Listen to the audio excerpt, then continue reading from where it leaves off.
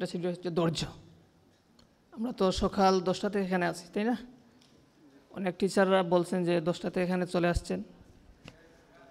তো আমরা যদি একটু আলোচনায় যাই, এখন মনে হচ্ছে না যে ইয়ার প্রয়োজন, যখন আমরা ধৈর্য হারিয়ে যাই একটু বিনোদনের প্রয়োজন। হ্যাঁ, ইসলামে বিনোদন রয়েছে, বৈধ পন্থায় বিনোদন রয়েছে। তো এখানে যেহেতু বিনোদনের আয়োজন করা হয় না, সেটা তো দেওয়া যাবে না। তাহলে যাই, দেখুন স্টুডেন্ট যে লেটারগুলো রয়েছে, এই শব্দের মধ্যে কয়টি লেটার রয়েছে? 7টি। হ্যাঁ, 7টি লেটারের মধ্যে ই একটি লেটার আছে। কি আছে? ই আছে না? ই এই লেটারের অর্থ যদি আমরা নিয়ে আসি এনার্জি, ই থেকে যদি আমরা এনার্জি ধরে নেই, তাহলে এনার্জি মানে হচ্ছে শক্তি। শক্তির আরেকটি নাম, শক্তিশালী আরেকটি নাম হচ্ছে ধৈর্য। দেখুন, একজন স্টুডেন্টের সাথে যে বিষয়টা যায় সেটি হচ্ছে ধৈর্য। ধৈর্য হচ্ছে এমন একটি জিনিস মৌমাছির মতো, যে ধীরে ধীরে সংগ্রহ করে কিন্তু তার ফল মিষ্টি। আপনারা হচ্ছেন মৌমাছির মতো, আপনারা ধৈর্যশীল, আপনারা স্টুডেন্ট। তো একটু ধৈর্য ধরতে হবে। আমাদের পেছনে আমাদের স্যার, একজন স্যার বিশদ একটি আলোচনা করেছিলেন বর্তমান গ্লোবাল যে অবস্থা তা নিয়ে। সেখান থেকে আমি অনেক কিছু নোট করেছিলাম, সময় কিন্তু একদম অল্প, সেখান থেকে এত কিছু বলা সম্ভব নয়। যে স্যার বলে, আমি একজন freelancer, graphics design, UI UX নিয়ে কাজ করি ইন্টারন্যাশনাল মার্কেট প্লেসে। তো সেখানে স্যার যেগুলো আনছিলেন যে আমাদেরকে গ্লোবালমুখী হতে হবে, আধুনিক তথ্য প্রযুক্তির দিকে আমাদের যুক্তি হবে, অবশ্যই আমাদেরকে সের দিকে যুক্তি হবে। দেখুন, তালামিজের একটি ধারা রয়েছে, একটি অধ্যায় রয়েছে যে যোগ্যতা ও মানবিকতা, যোগ্যতা ও নৈতিকতার বিকাশ। দেখুন, জার্মানির নাজিতে যখন গ্যাস চেম্বার তৈরি করা হয়েছিল, সেখানে বিজ্ঞান ব্যবহার করা হয়েছিল, প্রযুক্তি ব্যবহার করা হয়েছিল। পারমাণবিক বোমা যখন তৈরি করা হয়েছিল, সেখানে বিজ্ঞান ব্যবহার করা হয়েছিল। সেই পারমাণবিক বোমা কোথায় ব্যবহার করা হয়েছিল? জানেন? নাগাসীমা কোথাতে জানেন? হিরোশিমা কোথায়? জাপানে। সেই পারমাণবিক বোমা নিক্ষেপ করা হয়েছিল জাপানের হিরোশিমা শহরে নিক্ষেপ করা হয়েছিল। সেখানে নিক্ষেপ করে পুরো মানব জাতিকে ধ্বংস করে দেওয়া হয়েছিল। দেখুন, যদি না আপনার নৈতিকতা না থাকে, মানবিকতা না থাকে, তাহলে আপনি বিজ্ঞানমুখী হলে আপনি পথভ্রষ্ট হবেন। যতই আপনি বিজ্ঞান করেন, যদি আপনার মধ্যে নৈতিকতা না থাকে, মানবিকতার বিকাশ না থাকে, আপনি পথভ্রষ্ট হবেন। আমাদেরকে নৈতিক হতে হবে। আমরা এখানে উত্তীর্ণ হয়ে এসেছি, এটাই শেষ নয়। সফল এক জিনিস আর সার্থক হচ্ছে আরেক জিনিস। একজন চুরি করে এসে সে কীভাবে যে আমি চুরিতে সফল হয়ে গেলাম। এই যখন একটি কাজ সম্পন্ন করে, একটি কাজ যখন তার দ্বারা সম্পন্ন হয়ে যায়, সে মনে মনে ভাবে সে সফল হয়েছে, কিন্তু সে সার্থক হয়েছে সেটা ভাবতে পারবে না। আমরা সফল হয়েছি, সার্থক হব আমরা নৈতিকতা দিয়ে।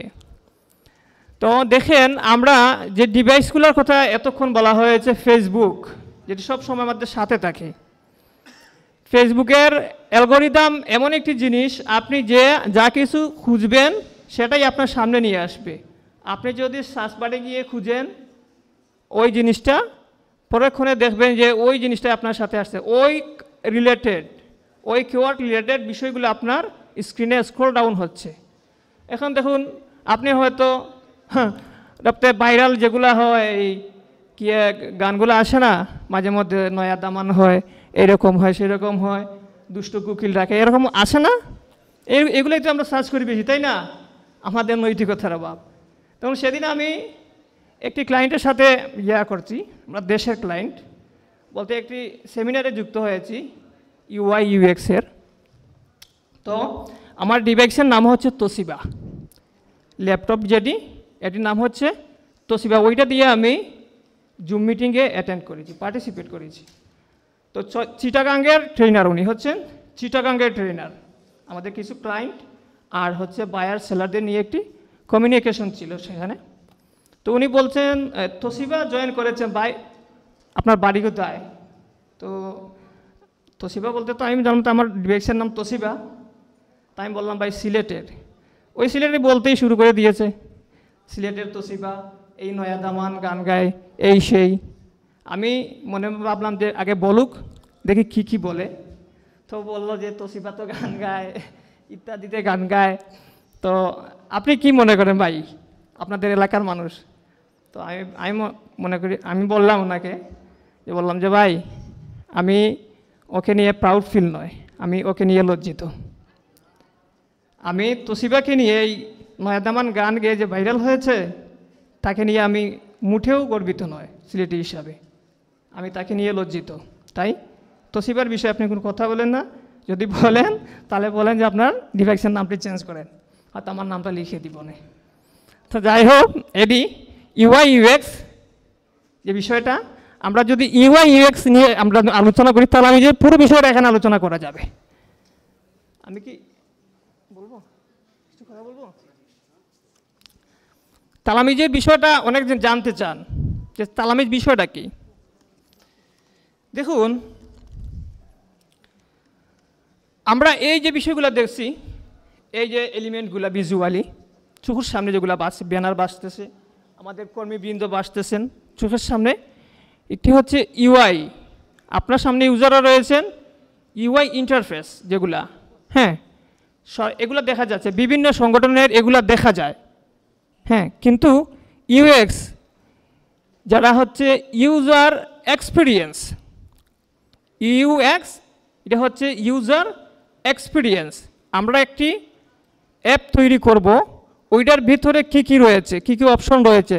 আপনি ফেসবুকে ঢোকার পর, লগ ইন করার পর, আপনি একটি ওয়েবসাইটে ঢোকার পর, লগ ইন করার পর আপনি শান্তি পান কিনা, আপনার জন্য এটা ইউজফুল হয় কিনা, ওইটা হচ্ছে ইউজার এক্সপিরিয়েন্স। দেখুন, তালামিজে ইসলামিয়ার ভেতর যদি আপনি জানতে চান তাহলে আমাদের যে কর্মীবৃন্দ রয়েছে তাদের সাথে আপনার মিশতে হবে। কেন আপনি তালামিজে ইসলামিয়ার বিষয়ে জানতে হবে আপনাকে? আপনি যেহেতু এখানে চলে এসেছেন কষ্ট করে, অন্য অন্য সংগঠনের দাওয়াত হয়তো আপনারা অ্যাভয়েড করে এখানে চলে এসেছেন, আপনাদের অনুরোধ রইল আপনারা তালামিজের ইউএক্স যে ইন্টারফেস, ইউজার এক্সপিরিয়েন্স যে বিষয়গুলো রয়েছে ভিতরে কী আছে সেগুলো আপনারা জানবেন। একটু আগে আমাদের ভাই একজন বলে গেছেন, গণমানুষের সংগঠন আল ইসলাম, যে কিছুদিন আগে সেটা আমিও জানি যে আপনাদের উপজেলার একটি গ্রামের 7টি ঘর একসাথে পুড়ে গিয়েছিল। 7টি ঘর একসাথে পুড়ে গিয়েছিল না, গ্রামটির নাম হচ্ছে সম্ভবত সলফ।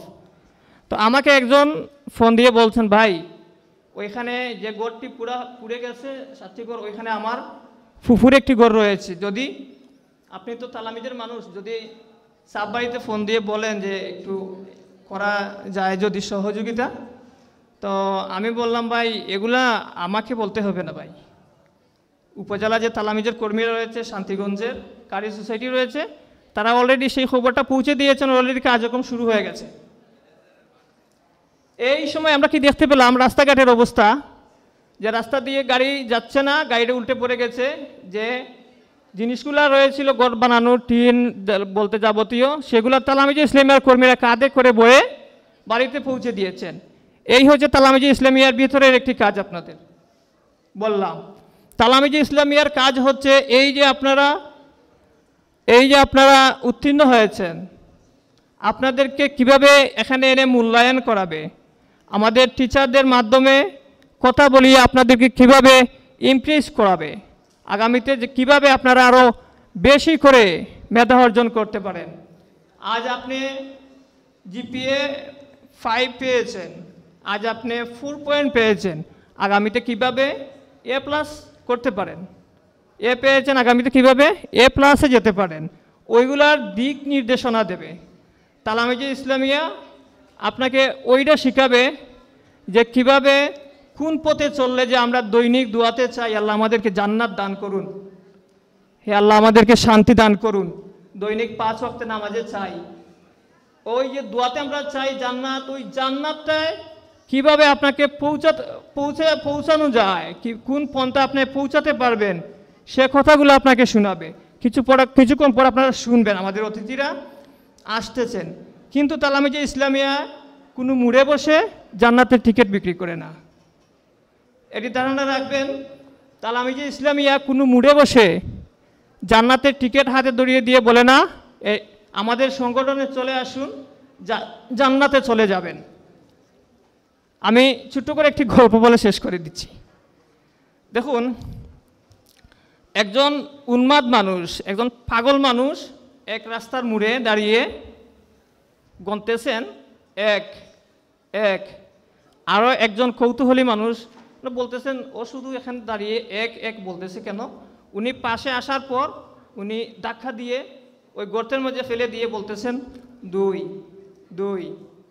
আরও একজন কৌতূহলী মানুষ, উনি ওখান থেকে দাঁড়িয়ে বলেন এই মানুষটা এখানে 2 2 বলতেছে কেন? উনি দেখতে আসলেন, না আসার পর ওনাকেও ধাক্কা দিয়ে গর্তে ফেলে দিয়ে বলছে 3 3। এভাবে 5 জন মানুষ ধাক্কা দিয়ে ওই গর্তে ফেলে দিয়ে 6 নম্বর ডাকতেছে। তো 6 নম্বর এইজন আসার পর দেখলেন যে সে আসলে এখানে মানুষ ডেকে এনে এই গর্তে ফেলে দিয়ে সে মজা নেয়।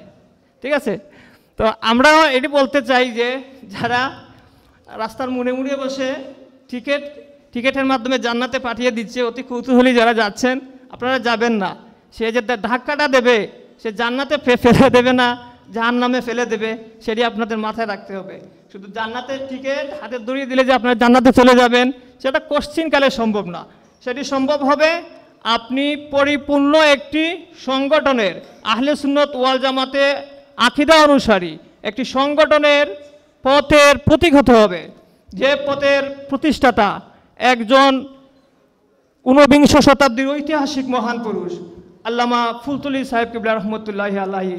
একটু আগে আমাদের রাহিমাই বলেছেন যে আমাদের এডি ধারণা, এডি আমাদের আশা যে আল্লামা ফুলতুলি রহমতুল্লাহ আলাইহি বলেছেন কবরে যদি কোনোভাবে আমাকে কোনো সুযোগ দেওয়া হয় যে আপনি দোয়া করুন বা আপনি কি চান, তাহলে সর্বপ্রথম আমি তালামিজে ইসলামিয়ার জন্য দোয়া করব।